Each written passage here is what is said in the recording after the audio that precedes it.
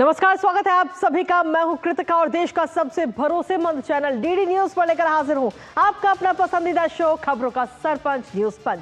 और इस कार्यक्रम के जरिए हम आप तक हर रोज वो तमाम खबरें पहुंचाते हैं जिन पर रहती है हम सभी की नजर। और आज न्यूज पंच के जरिए जिन प्रमुख खबरों की करने वाले हैं हम बात जानेंगे लेटेस्ट अपडेट अपने संवाददाताओं से। सबसे पहले एक नजर उन प्रमुख खबरों पर यानी टॉप लाइन्स पर। और टॉप लाइन्स में सबसे पहले और प्रमुख तौर पर बात होगी बिहार से जुड़ी हुई। जी हाँ, जहां आपको बता दें कि महागठबंधन पर अभी तक लगातार अगर हम देखें तो रार बरकरार नजर आ रही है, क्योंकि अभी भी महागठबंधन में एक तरफ तो एक एक करके जो घटक दल हैं वो महागठबंधन को छोड़ते हुए भी नजर आ रहे हैं और वहीं आपसी ही खींचतान चल रही है। एक दूसरे के खिलाफ ही प्रत्याशियों को चुनावी मैदान में उतारा गया है। आखिर क्या कुछ है बिहार में, लेटेस्ट अपडेट बताएंगे इस खबर के बारे में विस्तार से आपको। इसके साथ ही जो दूसरी प्रमुख खबर वो अयोध्या से जुड़ी है, जहां आज एक बार फिर से एक नया रिकॉर्ड तैयार की इस वक्त तैयारियां वहां पर की जा रही हैं। आज एक और नया कीर्तिमान हासिल किया जाएगा अयोध्या में। आखिर कितने दीपक वहां जलाए जाएंगे, किस तरीके की तैयारियां वहां पर है, सुरक्षा व्यवस्था क्या है और क्या कुछ इस बार अलग दिखने जा रहा है, बताएंगे पूरी और साथ ही दिखाएंगे लेटेस्ट तस्वीरें, ताजा तस्वीरें अयोध्या से आपको इस खबर के बारे में।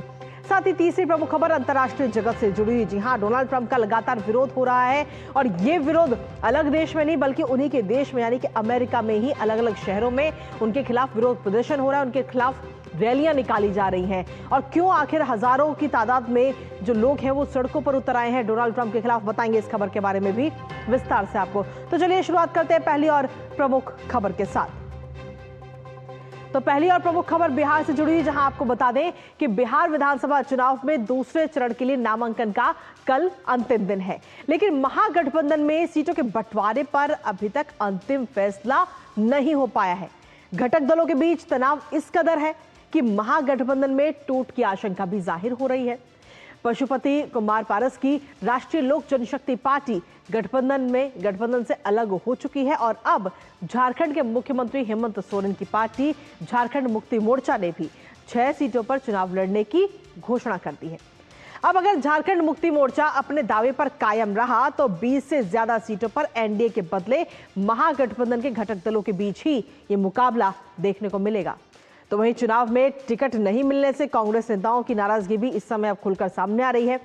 कुल मिलाकर महागठबंधन में सीट बंटवारे पर कलह बढ़ता जा रहा है और बीते कल भी एक दूसरे की सीटों पर प्रत्याशियों को उतारने का जो सिलसिला है वो भी जारी रहा। अब ऐसे में सुलह की जगह महागठबंधन में पड़ी ये दरार और गहराती जा रही है। करेंगे चर्चा और जानेंगे लेटेस्ट अपडेट अपने संवाददाता से। उससे पहले आपको दिखाते हैं एक दूसरे की सीट पर प्रत्याशी उतारना जारी। तो जी हाँ, इस समय अगर हम देखें तो एक दूसरे की सीट पर प्रत्याशी लगातार उतारे जा रहे हैं। कांग्रेस की 3 और सीट पर आरजेडी ने अपने प्रत्याशी उतार दिए हैं, जिसमें खासतौर पर हम देखें तो वारिसलीगंज, सिकंदरा और कुटुंबा सीट पर कहीं ना कहीं प्रत्याशी जो है आरजेडी और कांग्रेस के वो आमने सामने हैं। कुटुंबा सीट से प्रदेश अध्यक्ष राजेश राम कांग्रेस पार्टी ने चुनावी मैदान में उतारा है और इसके साथ ही अगली अगर हम देखें तो आरजेडी ने पूर्व मंत्री सुरेश पासवान को सिंबल दिया है अपने, यानी कि कई सारी ऐसी सीटें इस समय सामने आ चुकी हैं जिन पर कांग्रेस और आरजेडी इस वक्त आमने सामने ही नजर आ रही है। सिकंदरा से कांग्रेस ने विनोद चौधरी को अपना सिंबल दिया है, उन्हें चुनावी मैदान में उतारा है और आरजेडी ने सिकंदरा सीट से उदय नारायण चौधरी को चुनावी मैदान में उतारा है, जो अपनी किस्मत इस बार आजमाते हुए नजर आ रहे हैं। इसके अलावा अगर हम देखिए तो वारिसलीगंज सीट की अगर हम बात करें तो आरजेडी ने अनीता देवी को चुनावी मैदान में उतारा है, उन पर दांव लगाया है और कांग्रेस ने इसी सीट से सतीश सिंह को कांग्रेस टिकट दे चुकी है।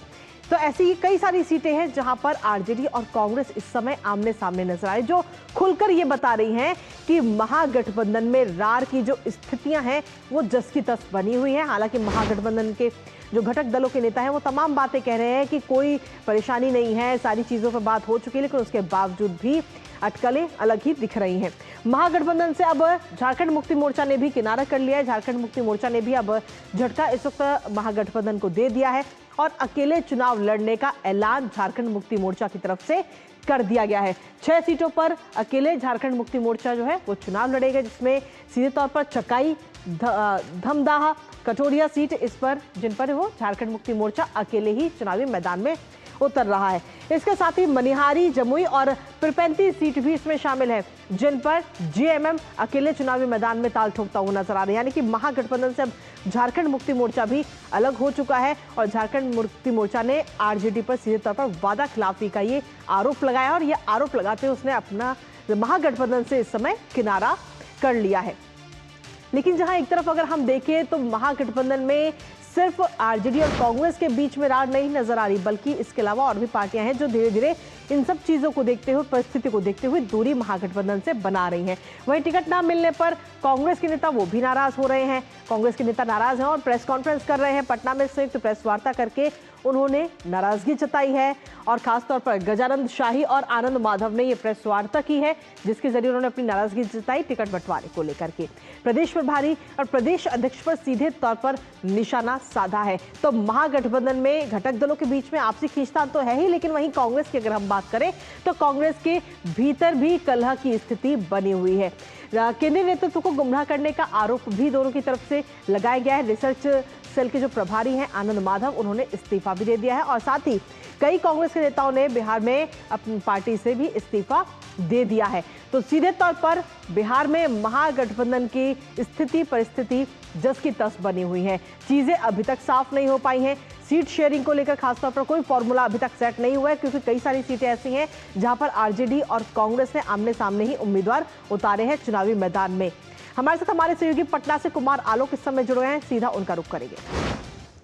कुमार आलोक, महागठबंधन के जो घटक दल हैं उनमें तो आपसी खींचतान जारी है ही, लेकिन अब जो जानकारी मिली कि कांग्रेस के अंदर भी सब कुछ ठीक नहीं है और टिकट बंटवारे को लेकर के जो टिकट दी गई प्रत्याशियों को, उसको लेकर सवाल उठाए जा रहे हैं और कई कांग्रेस के जो नेता हैं उन्होंने इस्तीफा भी दे दिया है। देखिए, सबसे बड़ी बात यह है कि अभी जो लड़ाई सीट शेयरिंग को लेकर हो रही थी कि किसको सीट मिला, किसको सीट नहीं मिला, हम वो सीट लेंगे, ये वो सीट लेंगे, लेकिन अब जो अंदरूनी खबर जो आ रही है वो इसमें महागठबंधन के लिए शुभ संकेत नहीं है, क्योंकि तेजस्वी यादव और कांग्रेस में बिल्कुल ठन गई है। और खासकर जो कृष्णा अलावरू हैं जो कांग्रेस के प्रभारी हैं बिहार के, और राजेश राम जो कांग्रेस के अध्यक्ष हैं, इनकी हठधर्मिता जो है वो तेजस्वी को सही नहीं लगा, तेजस्वी आरजेडी को सही नहीं लगा। और एक सूत्रों की अगर हम माने तो एक तरह से तेजस्वी ने अल्टीमेटम दे दिया है कि अगर कांग्रेस के पास इतनी ताकत है, कांग्रेस के पास इतना संगठन मजबूत है, तो वो 243 सीटों पर चुनाव लड़ ले। दूसरी बात, आपने अपने एंकर में बोला कि ये खासकर आप देखें कुटुंबा सीट जहां से राजेश राम कांग्रेस के प्रदेश अध्यक्ष विधायक है, वहां से दे दिया है आरजेडी कैंडिडेट, और वो भी बहुत ही मजबूत कैंडिडेट सुरेश पासवान को दिया है। तो इसके जवाब में कांग्रेस ने क्या किया है कि उदय नारायण चौधरी जो सिकंदरा से चुनाव लड़ रहे हैं, सिकंदरा से उदय नारायण चौधरी आप जानते हो कि वो विधानसभा के अध्यक्ष भी रह चुके हैं, बड़े नेता हैं, और वो आरजेडी से कैंडिडेट है। वहां पर कांग्रेस ने अपना कैंडिडेट खड़ा कर दिया है। तो ये वार चल रहा है एक तरह से कांग्रेस और आरजेडी में। और अगर ऐसा ही रहा, अगर कल शनिवार को बैठक होने वाली थी महागठबंधन की, लेकिन बैठक नहीं हुई, और उसके बाद आज भी बैठक अगर नहीं होती है तो ये बहुत बड़ा, कल क्योंकि दूसरे चरण का जो मतदान है उसका लास्ट डेट है, और काफी सीटों पर यानी दर्जन भर सीटों पर ऐसा ही देखने को मिल रहा है कि कहीं कांग्रेस के खिलाफ कांग्रेस और आरजेडी आमने सामने है, कहीं कांग्रेस और सीपीआई आमने सामने है, कहीं राजद और वीआईपी आमने सामने है। तो ये असमंजस की स्थिति महागठबंधन को एक तरह से आप समझिए कि मॉरली रूप से प्रेक्षक भी कह रहे हैं, कांग्रेस के लोग भी कह रहे हैं, आरजेडी के समर्थक भी कह रहे हैं कि ये जो मनोवैज्ञानिक लड़ाई है उसमें एनडीए आगे हो गई है, और अभी से ही ये स्थिति है, तो आगे क्या होगा ये तो भगवान भरोसे है। बिल्कुल, क्योंकि अगर हम देखें तो जिस तरीके से आपसी खींचतान लगातार जारी है सीट को लेकर, सीट शेयरिंग पर फॉर्मूला ना बनना, इससे कहीं ना कहीं नुकसान महागठबंधन को होगा और सीधा फायदा एनडीए इसका ले जाएगा। लेकिन वहीं दूसरी तरफ अगर हम देखें तो नामांकन, दूसरे जो चुनाव होंगे दूसरे चरण में, तो उसके लिए कल से नामांकन भी शुरू होने जा रहा है और अभी तक सीट शेयरिंग को इस तरह की खींचतान की खबरें लगातार सामने आ रही है। कैसे आप देखते हैं इसे, और खास तौर पे जमीनी स्तर पर, क्योंकि आप खुद वहां पर मौजूद है, लगातार तमाम नेताओं से और तमाम जो आम जनता है उनसे भी आपने बात की होगी, उनकी तरफ से क्या कुछ प्रतिक्रिया नजर आती है इस खींचतान को लेकर?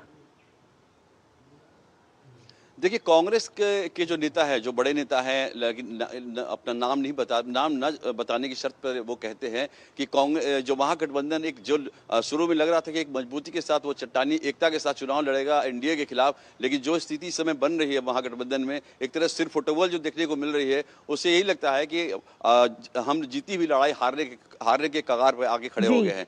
आप देखिए कि कांग्रेस के अंदर तेजस्वी का जो उनका जो आप कहें कि एक तरह से वैमनस्य पप्पू यादव के साथ है, जो कि आपको पता होगा कि लोकसभा चुनाव में जब पूर्णिया से कांग्रेस ने टिकट लगभग उनको सिंबल दे दिया था, लेकिन तेजस्वी की जो हठ था, उस हठ के उन्होंने अपना आरजेडी के कैंडिडेट दिया और आखिरकार निर्दलीय प्रत्याशी के रूप में पप्पू यादव वहां से जीते।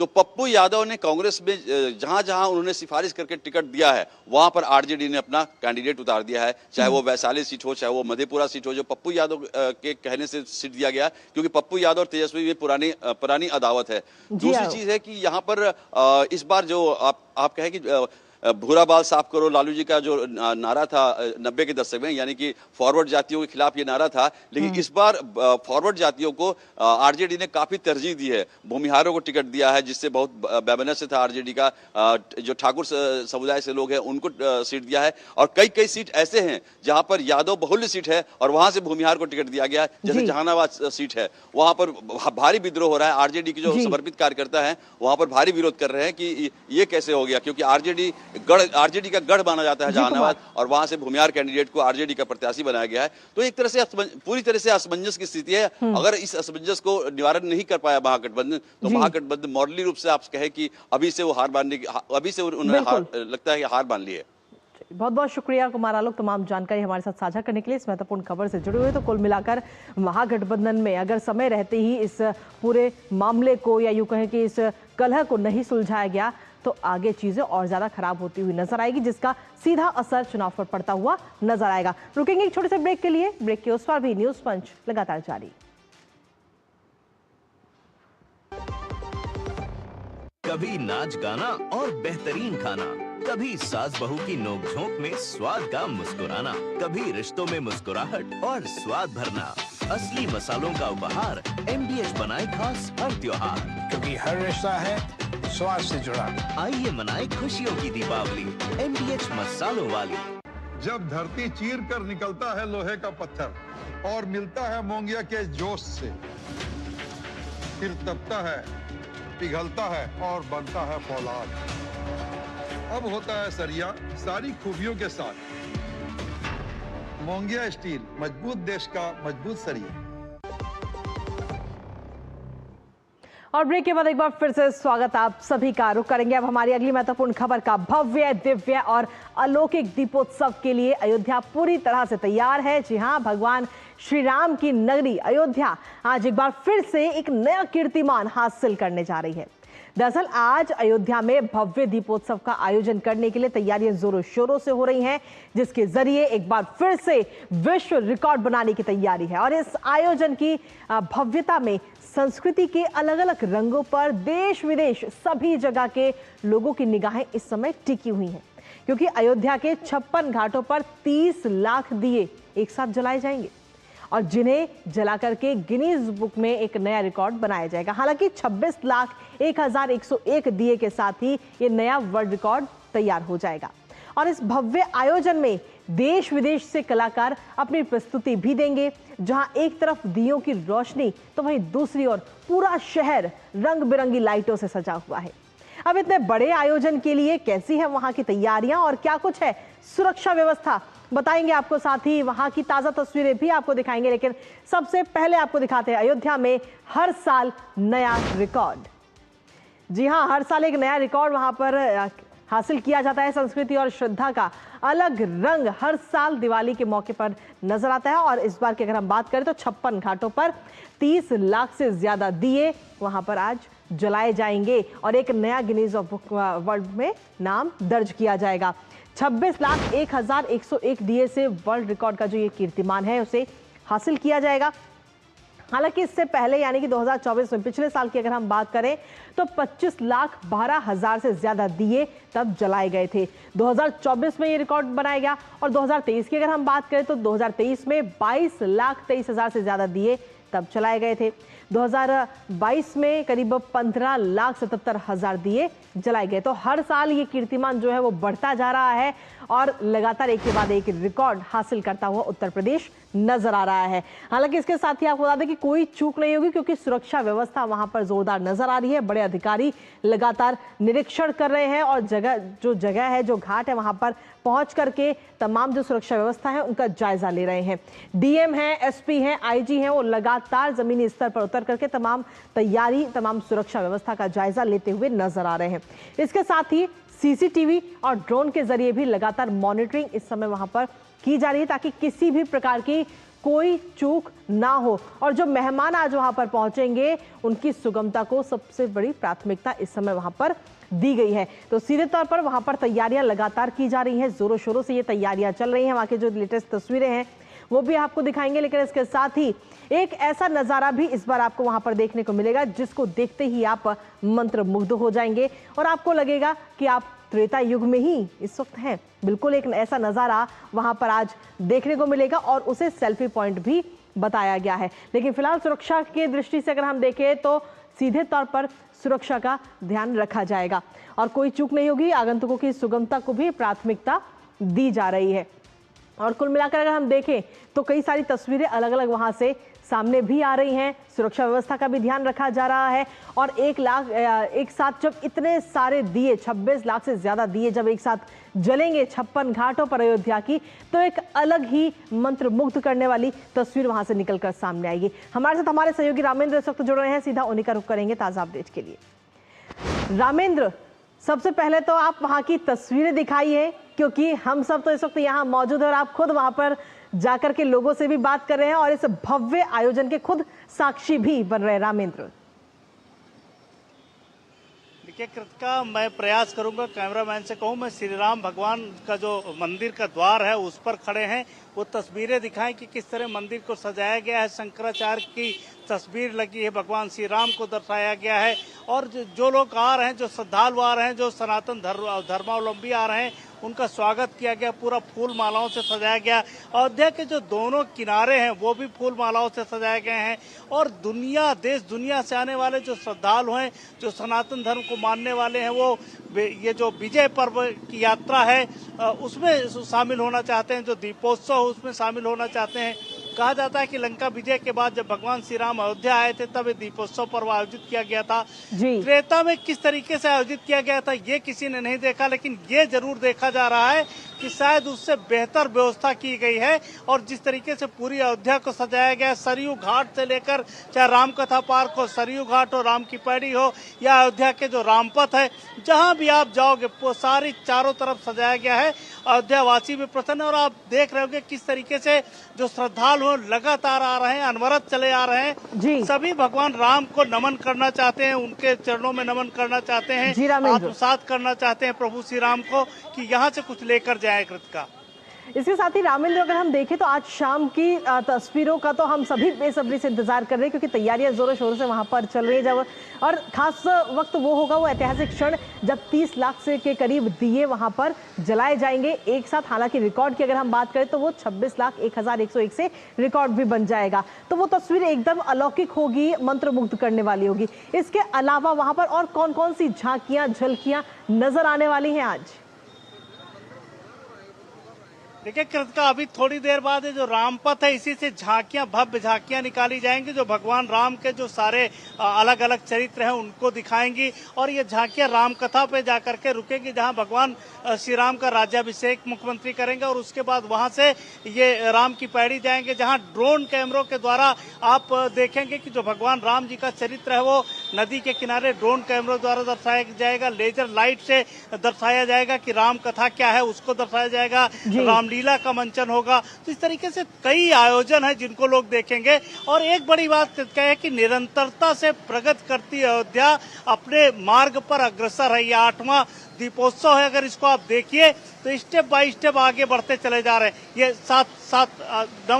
नवा दीपोत्सव है, तो लगातार 8वें के बाद निरंतरता से आगे बढ़ता चला जा रहा है और हर बार एक नया रिकॉर्ड बन रहा है। इस बार भी नए रिकॉर्ड स्थापित करेगी अयोध्या। बहुत बहुत शुक्रिया रामेंद्र, तमाम जानकारी हमारे साथ साझा करने के लिए और साथ ही वहाँ की खूबसूरत तस्वीरों को हमारे साथ दिखाने के लिए। फिलहाल बहुत बहुत शुक्रिया आपका।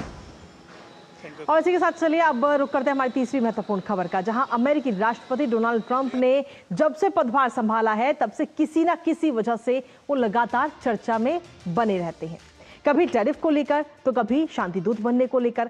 अब उनके फैसलों के कारण कई देश उनका विरोध भी कर रहे हैं और अब तो हालात ऐसे हो गए हैं कि उनके ही देश के लोग उनका विरोध कर रहे हैं। जी हां, बीते कल अमेरिका में एक नहीं बल्कि कई जगहों पर डोनाल्ड ट्रंप के विरोध में प्रदर्शन हुए, जिसकी तस्वीरें भी इस वक्त आप देख पा रहे हैं, जिसमें हजारों लोग सड़कों पर उतर आए और सीधे तौर पर नो किंग्स के नारे उनकी तरफ से लगाए गए। माना यह भी जा रहा है कि नो किंग्स प्रोटेस्ट के नाम से शुरू हुआ यह प्रदर्शन राष्ट्रपति डोनाल्ड ट्रंप की नीतियों के खिलाफ देश भर में आयोजित अब तक का सबसे बड़ा आंदोलन है। जो तस्वीरें अमेरिका के अलग अलग शहरों से सामने आई हैं वो वाकई हैरान करने वाली हैं। आखिर ट्रंप की ऐसी कौन सी नीतियां हैं जिनको लेकर ये प्रोटेस्ट हो रहा है और अमेरिका में आखिर कहां कहां ये प्रोटेस्ट हो रहा है, ये प्रदर्शन हो रहा है, बताएंगे आपको, साथ ही करेंगे चर्चा। लेकिन सबसे पहले आपको दिखाते हैं अपने ही देश में घिर गए ट्रंप। तो जी हां, आपको बता दें कि डोनाल्ड ट्रंप इस वक्त अपने ही देश में घिरते हुए नजर आ रहे हैं। ट्रंप की नीतियों के खिलाफ ये प्रदर्शन इस समय वहां पर हो रहा है। बीते कल अलग अलग कई सारी तस्वीरें वहां पर सामने आई हैं और इस जो प्रदर्शन हो रहे हैं, जो रैलियां निकाली जा रही हैं, उन रैली को नाम दिया गया है नो किंग। और नो किंग के बैनर पोस्टर के साथ ये सभी प्रदर्शनकारी प्रदर्शन करते हुए नजर आ रहे हैं और ट्रंप के विरोध में एक नहीं बल्कि 2600 से ज्यादा रैलियां वहां पर निकाली गई हैं और हजारों की संख्या में लोग सड़कों पर नजर आए हैं। इस प्रदर्शन को 300 से ज्यादा जो स्थानीय संगठन है उन्होंने भी सपोर्ट किया है सीधे तौर पर और वो विरोध में उतर आए हैं डोनाल्ड ट्रंप के। वॉशिंगटन है, न्यूयॉर्क सिटी है, बोस्टन है, यहां पर विरोध देखने को मिला। शिकागो, अटलांटा, ह्यूस्टन शहरों में भी रैलियां आम लोगों की तरफ से निकाली गई और सीधे तौर पर अब जो यूएस कैपिटल की तरफ ये भीड़ बढ़ती हुई नजर आ रही है। साथ ही प्रदर्शनकारियों के हाथों में झंडे हैं, बैनर है और गुब्बारे हैं और इसको लेकर के प्रदर्शनकारियों का कहना है कि ट्रंप पर फिर से महाभियोग चलाओ, इस नाम का बैनर भी लिए लोग लेके चल रहे हैं। और जो प्रदर्शनकारी हैं उनका सीधे तौर पर यह कहा जा रहा है कि हम अधिकारों के अत्यधिक पहुंच के खिलाफ है, यानी कि जो डोनाल्ड ट्रंप को अधिकार मिले हुए हैं। ट्रंप के खिलाफ अब तक का सबसे बड़ा प्रदर्शन के तौर पर भी इसको माना जा रहा है और प्रदर्शनकारियों का कहना है कि हम लोकतंत्र के समर्थन में है। नो किंग की बात इन सभी प्रदर्शनकारियों की तरफ से कही जा रही है। आखिर इस प्रदर्शन के पीछे की क्या कुछ प्रमुख वजह है वो आपको बता दें, क्योंकि लोकतंत्र की रक्षा के समर्थन में प्रदर्शनकारी सड़कों पर उतर आए हजारों की तादाद में। लोकतांत्रिक संस्थाओं को कमजोर करने का यह आरोप डोनाल्ड ट्रंप के ऊपर लगाया गया और इसमें अगर हम साफ तौर पर देखें तो आव्रजन नीतियों में कठोरता के प्रति भी इन सभी लोगों में खासा नाराजगी देखने को मिली। आईसीई छापे और संघीय सैनिकों की तैनाती को लेकर भी ये विरोध हो रहा है। तो ऐसे एक नहीं बल्कि कई सारी नीति है डोनाल्ड ट्रंप की जिनको लेकर ये विरोध प्रदर्शन देखने को मिला। इसके साथ ही माइग्रेशन है, एजुकेशन और सिक्योरिटी पॉलिसी का भी विरोध करते हुए सभी लोग नजर आ रहे हैं। तो ये तमाम वो वजह, लेकिन इसके साथ ही वो कदम आखिर डोनाल्ड ट्रंप के कौन कौन से थे जो इस समय विरोध का कारण बने हुए, वो भी आपको बता दें। माइग्रेशन पर जो सख्ती बढ़ाई गई डोनाल्ड ट्रंप की, ये प्रमुख वजह के तौर पर माना जा रहा है। इसके साथ ही कई राज्यों में नेशनल गार्ड की तैनाती को जो मंजूरी दी गई डोनाल्ड ट्रंप की तरफ से, उसे भी इसी में गिना जा रहा है। संघीय कर्मचारियों की संख्या में जो कटौती की गई है डोनाल्ड ट्रंप ने जब वो पद संभाला और सत्ता में आए, तो उसको लेकर भी सवाल उठ रहे हैं। साथ ही जो कैंपस विवाद है, यानी कि विश्वविद्यालय के अंदर जो छोटी छोटी चीजों को लेकर विवाद होते हैं, उन विवादों को लेकर फंडिंग रोकने की चेतावनी डोनाल्ड ट्रंप भी दे चुके हैं, जिसको लेकर भी नाराजगी इन सभी लोगों में नजर आ रही है। हालांकि डोनाल्ड ट्रंप ने इस पूरे विरोध प्रदर्शन को लेकर आधिकारिक तौर पर तो कुछ नहीं कहा है, लेकिन एक मीडिया चैनल को इंटरव्यू देते हुए उन्होंने ये जरूर कहा कि वो मुझे राजा कह रहे हैं, लेकिन मैं राजा नहीं हूं। ये बात उनकी तरफ से कही गई है। हालांकि आधिकारिक तौर पर उनके बयान का इंतजार इस समय किया जा रहा है। हमारे साथ हमारे सहयोगी इस वक्त जुड़ रहे हैं, सीधा उनका रुख करेंगे। और अक्षय इस वक्त हमारे साथ जुड़े हैं। अक्षय, क्या कुछ लेटेस्ट अपडेट है आपके पास में, क्योंकि सीधे तौर पर विरोध अभी तक बाहर के देशों में देखने को मिल रहा था, लेकिन अब अपने ही देश में डोनाल्ड ट्रंप पूरी तरह से घिरते हुए नजर आ रहे हैं और वो जो तस्वीरें सामने आई वो वाकई हैरान करने वाली, क्योंकि हजारों की तादाद में भीड़ सड़कों पर है। बिल्कुल कृतिका, अगर देखा जाए जिस तरह से पॉलिसी ट्रंप एडमिनिस्ट्रेशन द्वारा बनाई गई है, जिस तरह से फैसले पिछले कुछ महीनों में लिए गए हैं, जिस तरह से डोनाल्ड ट्रंप ने आधिकारिक तौर पर और अन्य तरीके से भी बयानबाजी की है या फैसले लिए हैं, चाहे वो इमिग्रेशन का इशू हो, वो H1B इशू हो, वो इशू टैरिफ का हो, वो इशू अन्य चीजों को लेकर हो, नेशनल गार्ड लगाने को लेकर हो, तो जिस तरह से फैसले लिए जा रहे हैं, ना इसमें लोगों की राय ली जा रही है, ना इसमें ऑपोजिशन की राय ली जा रही है। एक तरह से यूनिलैटरल तरीके से फैसले डोनाल्ड ट्रंप ने लिए हैं, जिसको लेकर डेमोक्रेट जो रूल्ड गवर्नमेंट्स है, जो स्टेट्स है, उन्होंने साफ तौर पे ये कहा है कि एक राजा की तरह आप डोनाल्ड ट्रंप फैसले ले रहे हैं और इसकी वजह से डोनाल्ड ट्रंप को एक भारी प्रोटेस्ट का सामना करना पड़ रहा है। और सिर्फ अमेरिका नहीं बल्कि बाहर के देशों में भी लोग सवाल उठा रहे हैं कि जिस तरह से दुनिया की सबसे बड़ी अर्थव्यवस्था है, दुनिया की सबसे बड़ी ताकत है, उसके अगर राष्ट्रपति जो एक डेमोक्रेसी के थ्रू डेमोक्रेटिकली इलेक्टेड प्रेसिडेंट जो एक राजा की तरह बयानबाजी कर रहे हैं, राजा की तरह फैसले ले रहे हैं, अपने विरोधियों के खिलाफ फैसले ले रहे हैं, उसको लेकर डेमोक्रेटिक जो वैल्यूज है अमेरिका की, उनके ऊपर एक बड़ा एक आघात पहुंचा है। और उसको लेकर ही लोगों के मन में एक बड़ा संशय ये है कि अब आगे आने वाले दिनों में क्या डोनाल्ड ट्रंप के जो रवैया है वो तानाशाही हो जाएगा, वो एक राजा की तरह फैसला करेंगे। तो इन्हीं सभी बातों को लेकर अमेरिका में इस वक्त लगातार प्रदर्शन हम देख रहे हैं। चलिए, बहुत बहुत शुक्रिया अक्षय, तमाम जानकारी और अपडेट्स हमारे साथ साझा करने के लिए, इस महत्वपूर्ण खबर से जुड़े हुए। तो अभी फिलहाल के हालात वहां पर क्या है ये तो हमने आपको बताया ही, लेकिन ये हालात आगे किस तरीके से बनेंगे और क्या डोनाल्ड ट्रंप ये जो हालात बिगड़ रहे हैं वहां पर उन पर कंट्रोल कर पाएंगे या नहीं, इस पर नजर हमारी लगातार बनी हुई। लेकिन इसी के साथ फिलहाल न्यूज पंच में मुझे हमारी पूरी टीम को दीजिए अनुमति। दोपहर 2 बजे फिर होगी आपसे मुलाकात कुछ और महत्वपूर्ण खबरों के साथ। तब तक के लिए नमस्कार।